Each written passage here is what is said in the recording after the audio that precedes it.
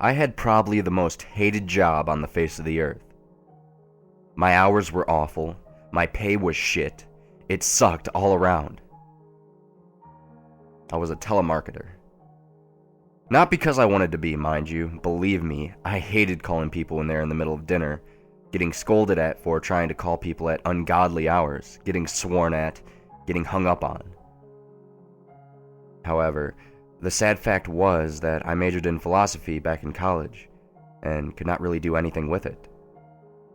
Telemarketing was sadly one of those only jobs that paid the bills for a guy like me. I was not lazy. I would have loved to get into a better line of work. This job always felt like it was sucking my soul out, and the nights left me too exhausted to try and find another job. Not to mention, I had nothing else to put on my resume, so I doubted that anyone else would ever hire me. I only found the guts to quit that telemarketing job after one particularly bad night, back in early 2008.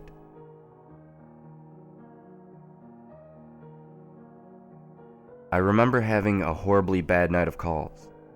Several people had done everything from yelling at me to holding their phone up to the screaming scene from The Exorcist. Who really cared if these people planned to vote for the president? I didn't even plan to vote myself. I was not into politics, so why should I care if these people were? Because it was the only way I was getting a paycheck. I hated myself for it.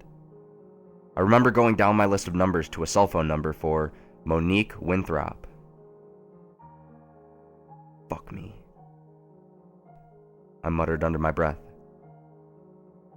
I hated cell phone calls the most. Lord only knew where they would be and what kind of horrible shit they would try and pull.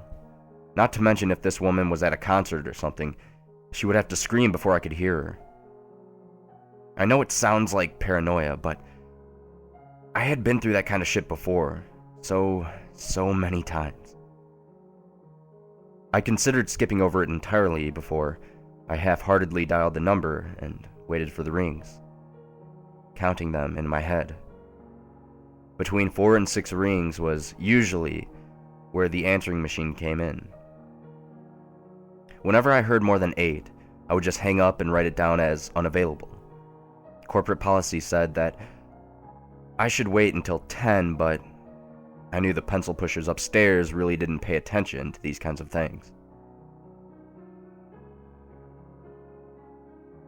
I managed to count to 6 before the phone was answered. I sighed to myself. At least it was quiet on the other end. No annoying rock show or anything in the background. I waited for a hello, but I did not hear one. I continued to listen intently, sure that if I did not hear a hello, I would hear a click.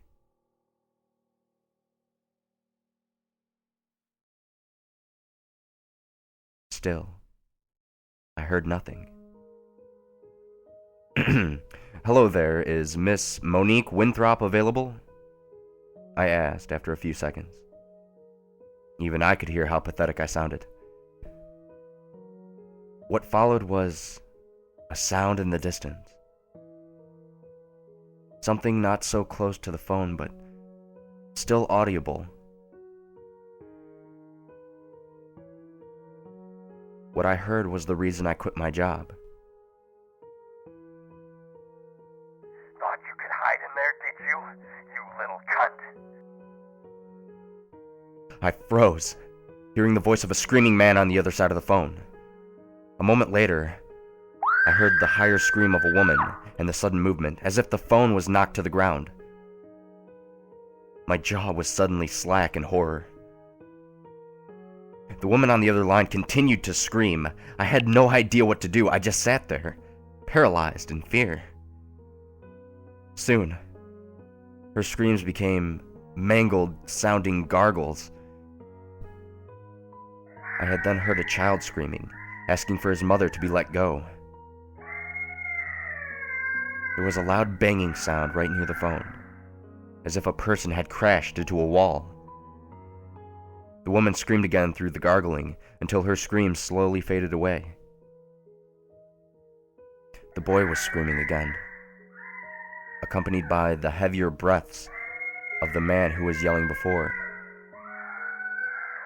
He continued to scream until I heard a loud snapping sound.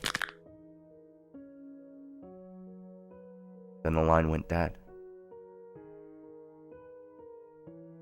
Too stunned to say anything, I hung up the phone, gathered my things, and walked out of the agency that night.